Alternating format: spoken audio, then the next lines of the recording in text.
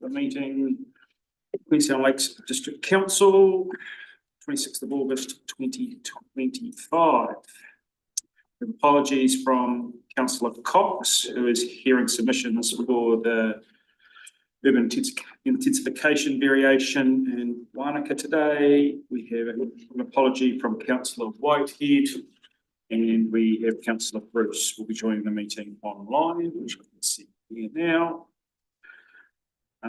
Are there any leaves of absences? Yeah, I do actually. The 24th of September to the 5th of October.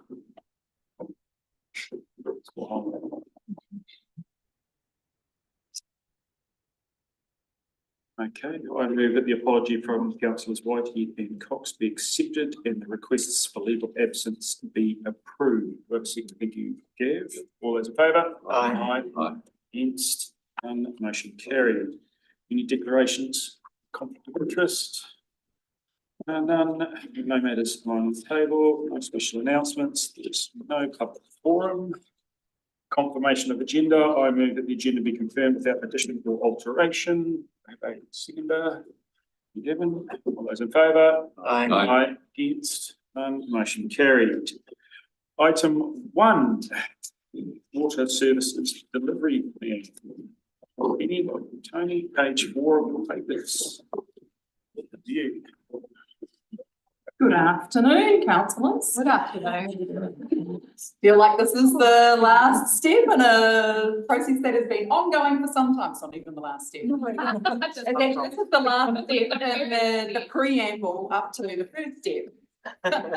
So the Water Services Delivery Plan you've got in front of us is as required under the Local Government Water Services Preliminary Arrangements Bill, that every council is required to complete the Water Services Delivery Plan, setting out how council will ensure that water services are financially sustainable into the future.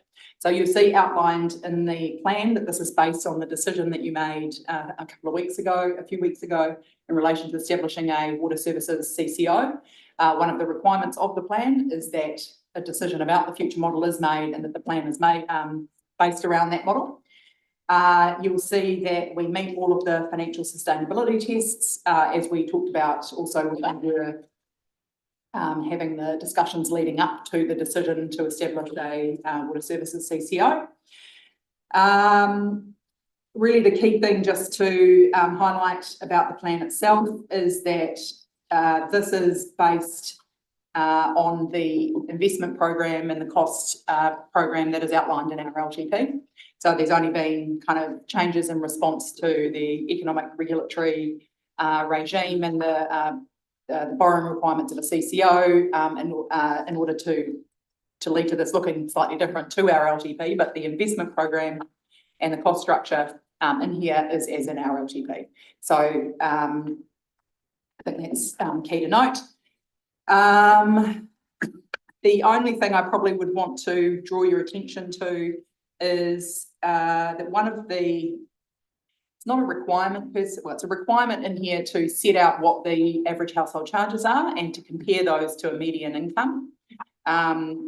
DIA has indicated informally, it's not part of the formal requirements, that they would think that within 2.5% of median income is deemed to be affordable. And so you'll see on this in the affordability section here that our projected average household charges are within that 2.5% throughout the 10 years of this plan, because our incomes are projected to continue to increase as well.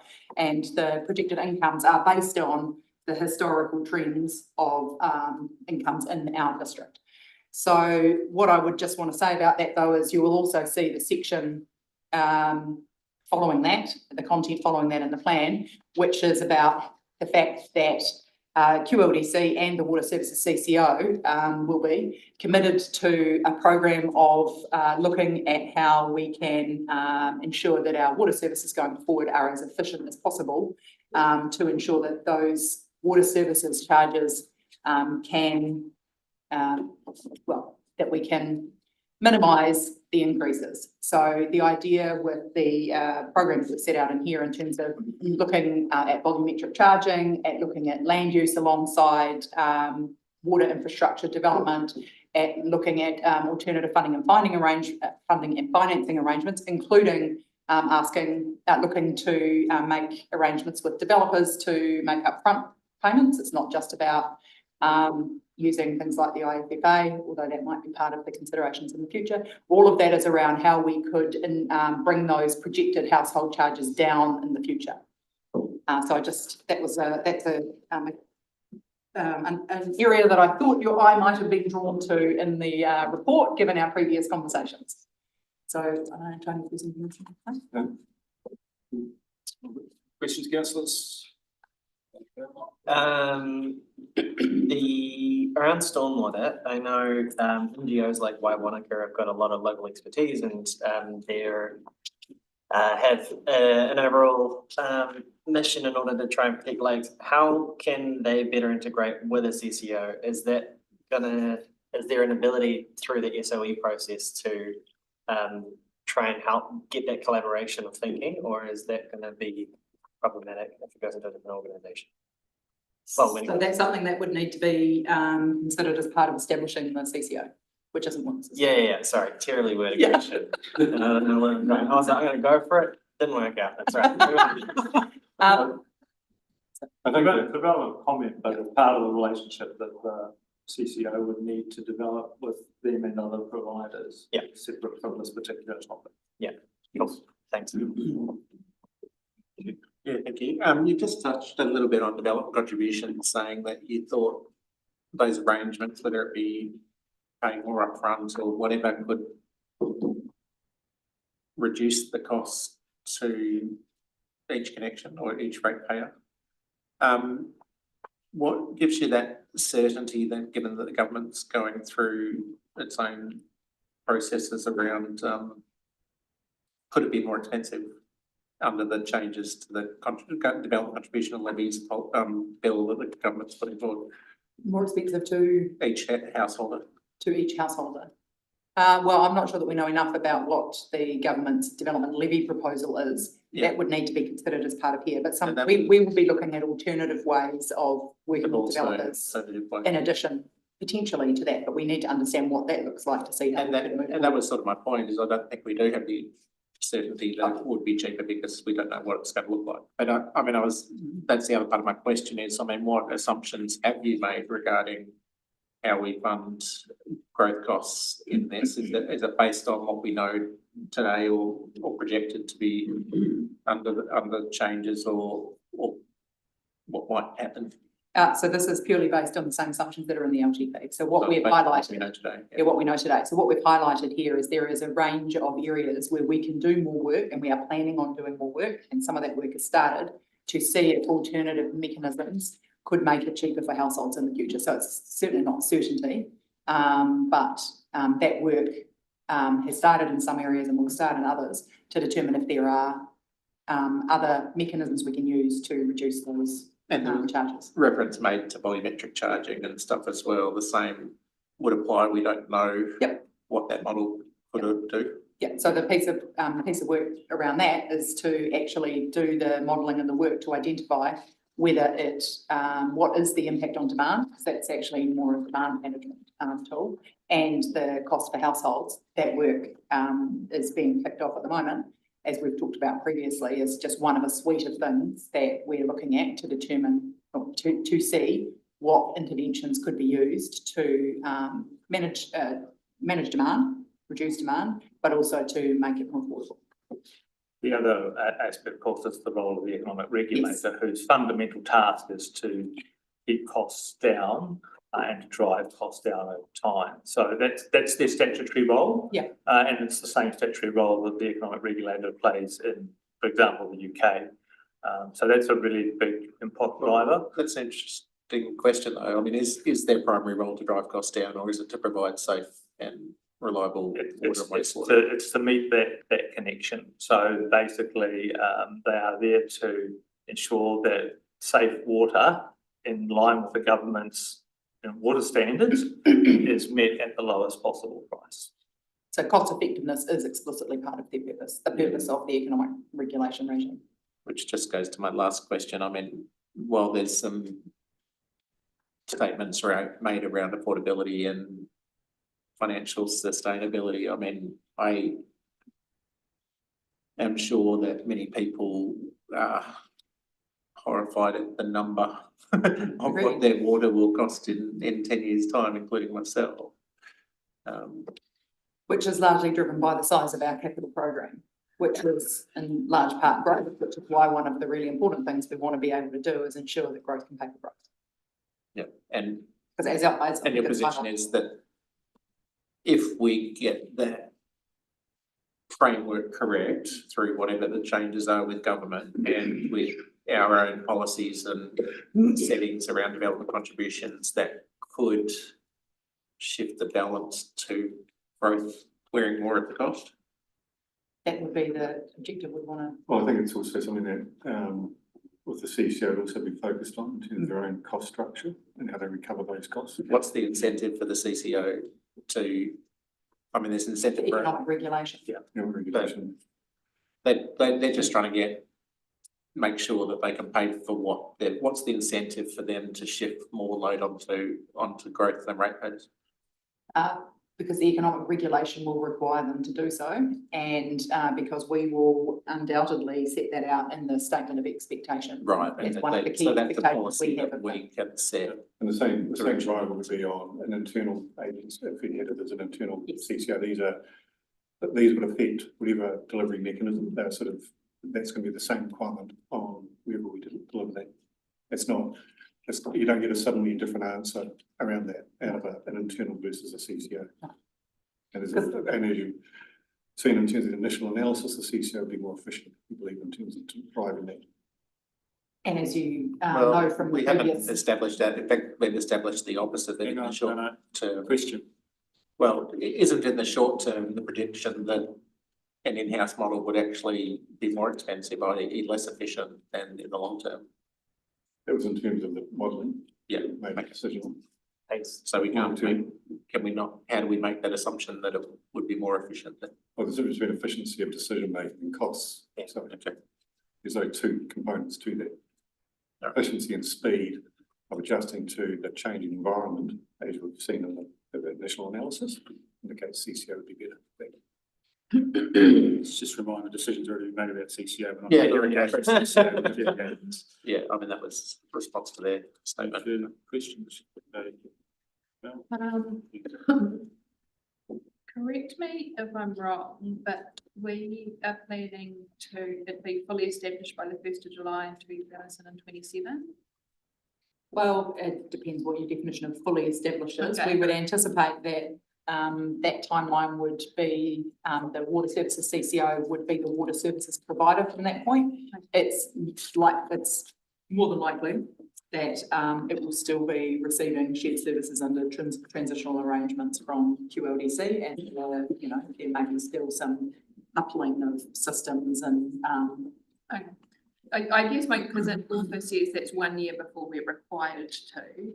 I guess my question was, is this something that we can put off to take those immediate costs that come up front to delay them, or what's the reason for that? I guess my question. I think. I think, I mean, we're going back and arguing the CCO, not necessarily the water services delivery plan at this point, but the whole purpose is, I mean, effectively making the most optimised transition. So the sooner we get to a CCO, the sooner basically we start to gain the benefits of the CCO in that medium to long term. So there is no advantage in pushing this out. Okay. Not at Right. all. That was my question. Thank Yeah, you. thanks. And I guess my other question was around, and I guess this is just most an impossible one to answer, but in terms of the costs and without a kind of any guarantee of alternative funding, because a lot of this is, I guess, hopeful or reliant on that, either we get to a point that growth pays for growth, or we get a bed tax, or we get something. What happens if we get none of those? then the costs, the household charges as set out here, Yeah. will be what they are. will be what they are. And this is not a problem that's unique to us. If Yeah. you've been following what's, Yeah. everybody, all the other council water service delivery plans. Yeah, And this is one of the reasons why the water reforms were, kicked off, and it was one of the drivers behind them. Is that we are looking as a country at very significant increases in costs for water. In part because there's a significant infrastructure uplift that has to be undertaken because of not, in our case, we're not necessarily Kind of far projects. behind in terms of our investment. Ours is more growth, but across New Zealand, yeah, you've got growth councils who are planning for a lot of growth, and there's a big deficits in some areas where investment hasn't been made. okay, thank you. Thanks. Quickly, paragraph 26 of the agenda report talks about the financial implications. But it sort of talks about the financial implications of establishing the CCO and implementing the financial stability. But just to confirm what we're talking about now, the implementation of the water service delivery plan, the financial implications of that are covered by the current long-term plan. Is that correct? Just to confirm that. Because the water service delivery plan is predicated on the LTP and the funding that predicts that incoming expenditure. It's sort of, I think, well, I thought that perhaps might have been included in this paragraph, but it's not, so I just wanted to confirm that. The other questions, I've got three more. So one on page 19, the beginning of the service delivery plan itself on page. So this, which section of the 100? 200. Yes, I think so. Yes, it is 200. So the delivery model, the first bullet point there says wholly owned by QLDC with no provision for privatisation or dividend payments. But my understanding from the bill, it's, unless it's changed, because it obviously hasn't gone through yet, but the commentary for that specifically, it talks about submissions about dividend payments, but they've specifically included it or left it in the bill, the Yes. ability to pay dividends. Yes, and so this is us making a statement that that is not something that we are providing for in our structure, Right. based on the conversations that we've had around this table.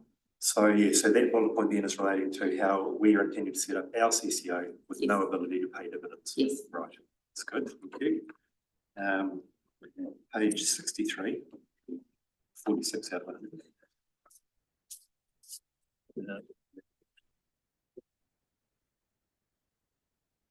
Right, so that talks about operating revenue going from 40 million roughly a year now to 160 million plus in 10 years' time.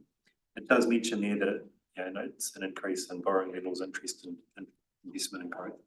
Do you have any more information about, that's quite a big jump in 10 years, it's going up, four times. 300% increase. Do you have any more information about how that's, it's projecting into the future, but how that's broken down?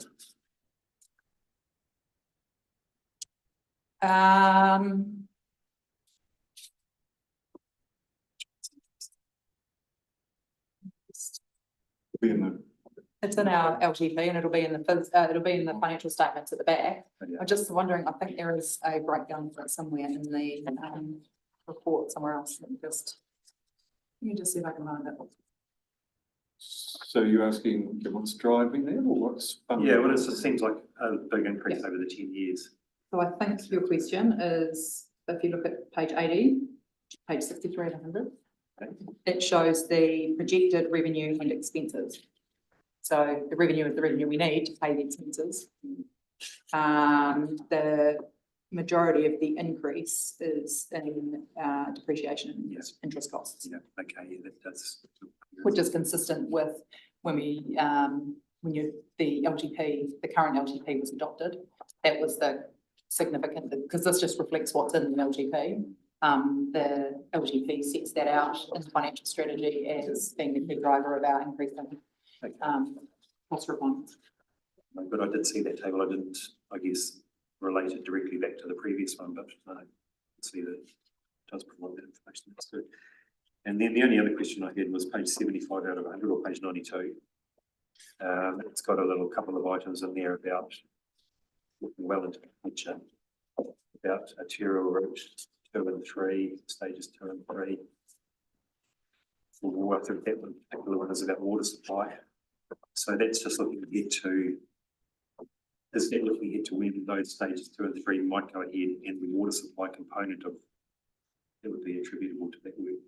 I assume they are the water supply components only, because this is the water service delivery plan. So I Yeah, hope that. but it would- And this is just reflect when in the LGP Yeah. that those projects were all programmed. Yes, no, 30-year. yeah. 30-year infrastructure strategy, sorry. Yeah. On the LTP, because I think there's also another similar table for wastewater as well, Yeah. so. Yeah, so this reflects the, these are the 20 years following. This is from the 30-year infrastructure strategy, so it's the same information, but it's the water extract. Clarifies that, thank you very much. Good questions. Nikki? Thanks. I've got a lot of questions about this and just it would be great to workshop it so we could sort of have a bit more time on it. But I'm going to focus just on the implementation plan because the water service delivery plan has to have an implementation plan, and obviously because the water service delivery plan has to be given effect, so does this implementation plan. And obviously we governors, one of the reasons that we have been, I suppose, one of the reasons that the CCO has been advocated for is because it would have stronger governance. So I think we need to do our due diligence on governance of the implementation of this plan. So what I'm looking at is, to me, not really an implementation plan. It's like a half a page, not even. Maybe half a page. What page are you looking at? Page 20, implementation plan. It's more of a timeline. So what it doesn't do is it doesn't set out our involvement around this table and working out how we create this CCO and its constitution. At what point do we have decisions? Because the timeline's really speedy. You're looking at governance and incorporation in 4 months, 1st of November 2025. Question there, councillor. Okay, so can you please explain why we haven't had more information and discussion on our involvement as in the people around the table, governance of setting up the CCO? And it's possibly a question for the chief executive, maybe Tony. Well, I mean, this plan is around the implementation of the water service delivery plan as opposed to the actual establishment of the CCO, but that's part of that overall process. So there'll be a process to go through with the upcoming council as we move towards setting up the CCO. So I guess from my perspective from this, can we be sure of how councillors are involved in setting up the CCO between now and the 1st of November when you're talking about potential incorporation? So that question is irrelevant because we Why? are only discussing the water service delivery plan based on the requirements of the local government. Attachment A. And the, Attachment A. I'm sorry. Attachment A doesn't talk about the establishment and requirements of politicians determining how the CCO is No, structured. because this is up to us. So this is our implementation plan. This is our, Next question, please. Wow. Okay. So Nikki, this is just a high level Hang on, implementation hang on. plan and Excuse me. next stages to do it. Next question, please. Right.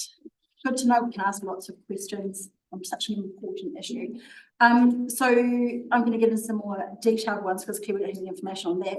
Assumptions around development contribution collections.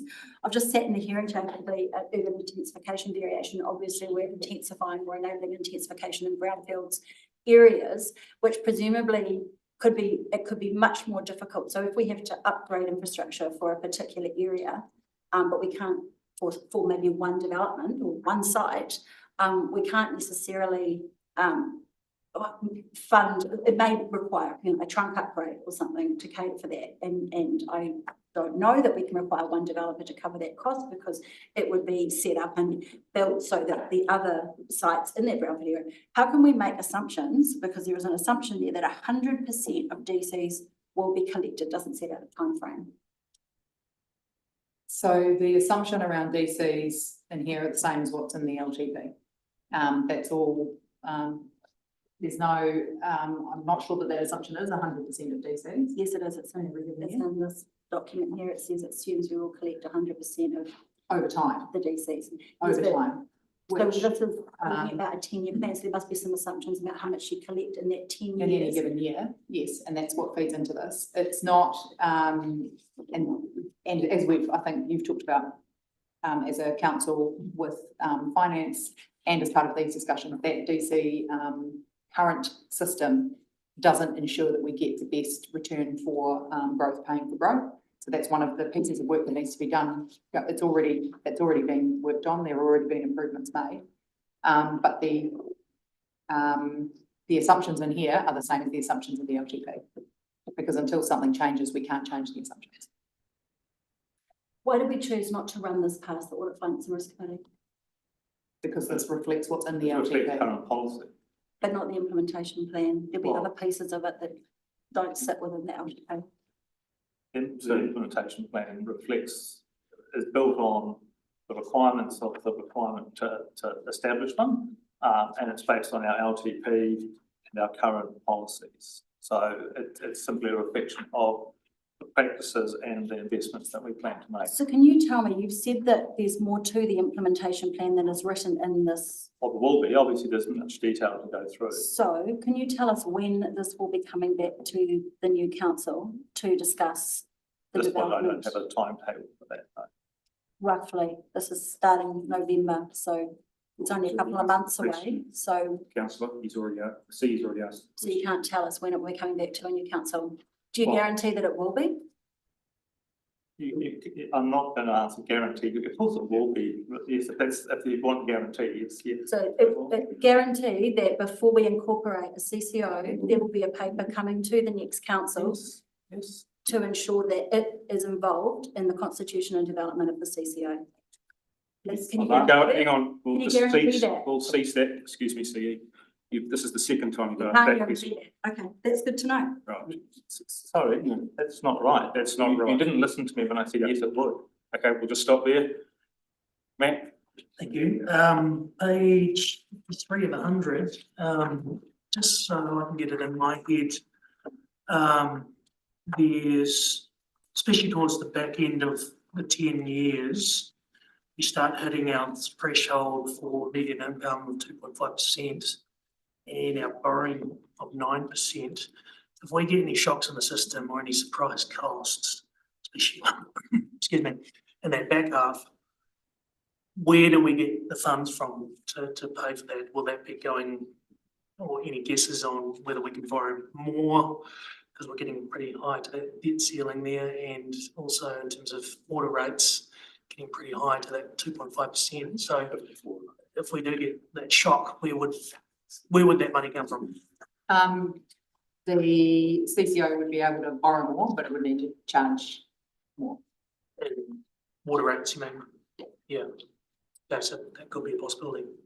So under this is, projecting out quite some way, so there's a degree of uncertainty in those potential futures. This is based on modelling right now, but any future shocks would need to be managed by the entity at that time in terms of available tools. Because, and the drive is to try and reduce costs, increase growth funding growth. But the further out in terms of the model we get, more uncertain it becomes. In terms of the modelling of these numbers, is it more conservative or more aggressive in terms of the numbers that we're projecting here? This reflects exactly what's in the LGP. So as presented, consulted on, except for the borrowing requirements Yes. being Understood. adjusted to match that. Yeah. Because we wouldn't want to charge customers more now to have available No. more No. if we didn't need it. Yeah. Noting that the water services entity wouldn't be exposed to any shocks like leaky building claims.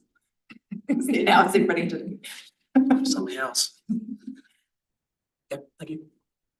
So, Through the chair, 3 questions, a little bit of a deeper dive on the implementation plan. So page 21, just around the recruitment of the board. I know that we're looking probably too much into detail at this point, but do we have any indication as to whether how that will be conducted? Will the recruitment be by full council or by committee? Will that be a decision for the next council? Will there be any guidelines across the nation as far as skills, REM or anything like that? Or how do we see that progressing? I don't believe there's going to be any national standards on that because these are all bespoke entities.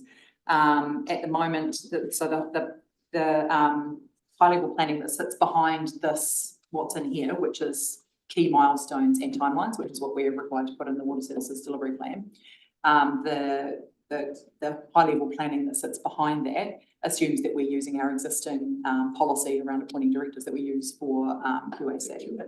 But that would be a decision presumably for the council to make going forward about whether that policy needed to be changed to accommodate the water services CCO. Thank you. Second question, page 26.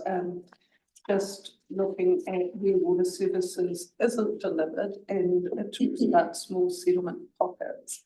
And we often reflect on our unanticipated demand or intensification. Are you able to give me any simple explanation as to what sort of triggers mean that a small settlement pocket then actually comes under enough development to trigger it needing a water services scheme? I guess we'd look to our station to see if they actually have the area for council district. But also we have an obligation under the LDA to look at where those private suppliers are struggling to actually provide safe water and potentially can be required by Tomato ROI to intervene in situations where they are able to. But again, the ability to recoup costs for providing those services to council. So it's kind of two different mechanisms, whether it's growth, and it becomes a priority growth area, or if it's the private supplier struggling to fulfill their obligations. Or private wars where settlement pockets are suddenly becoming under pressure of unanticipated demand, fast track proposals or intensification or stuff like that. Fast track proposals will trigger their own requirements as a result of someone doing it. I think the issues are, as Simon's outlined, either there's a growth horizon where we see there's a natural trigger point to move to a supply system, either private suppliers are failing to provide, and we have had instances where they are coming to council and wanting to remove their obligations and shift them to council. The third one is if there's any signs of deterioration of levels of service and safety issues that Tomato ROI may identify, which ultimately the council will remain, or in this case, the CCO will remain the backstop provider. Thanks, Mike. And my last question, again, at quite a high level, I just note on page 66, that we talk about capital base rates being a better proxy than land value. Are you able to, this is just a question we often face in public, as far as why we haven't investigated land value based rates. Can you give me a succinct explanation as to why capital is a better proxy than a land based?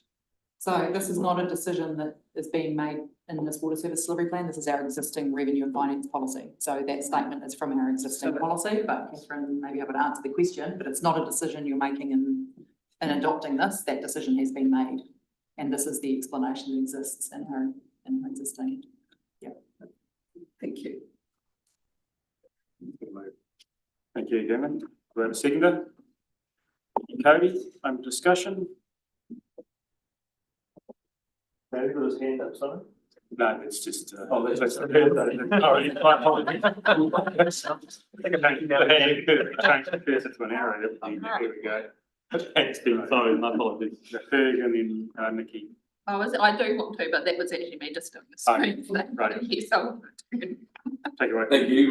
Just through the chair, just a comment. Thank you to staff. And at the last meeting, as we all know, the will of council was decided, and I know that some will possibly argue that, but it now is in front of us to move on. And in my opinion, and reading the report, paragraph 15, page 8, seems to pin us against the wall with Crown intervention. And I'm not too sure whether that is good, bad, or indifferent. Thank you.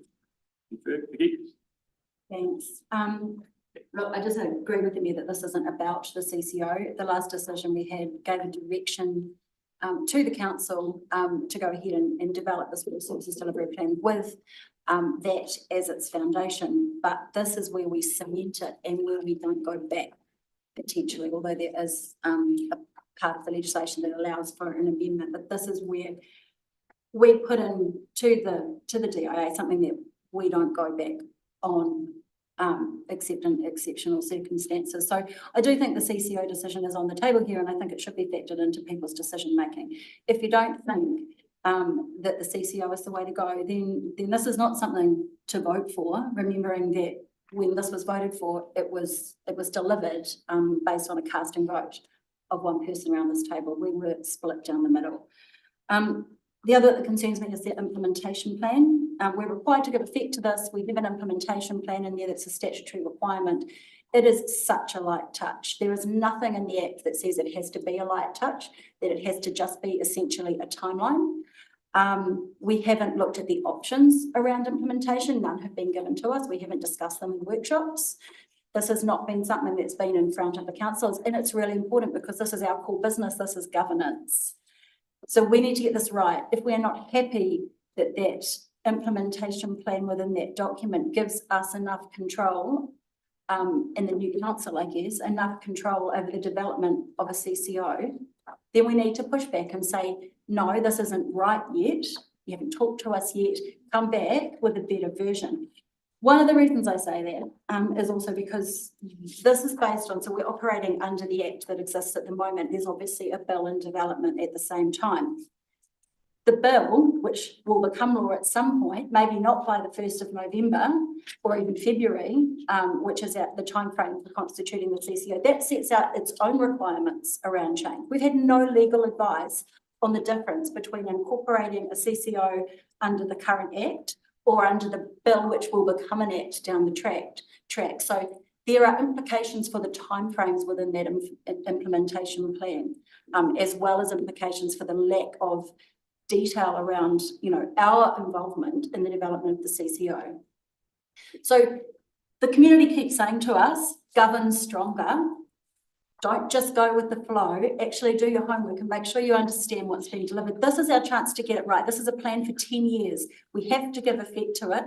We've not workshopped what good governance looks like, how we're going to develop the CCO, or when is the best time to develop it under the various bits of potential legislation. If we're not certain we've got that piece right, now is the time to say no, come back with a better version for us to consider. And that's why we're voting against it. It's not.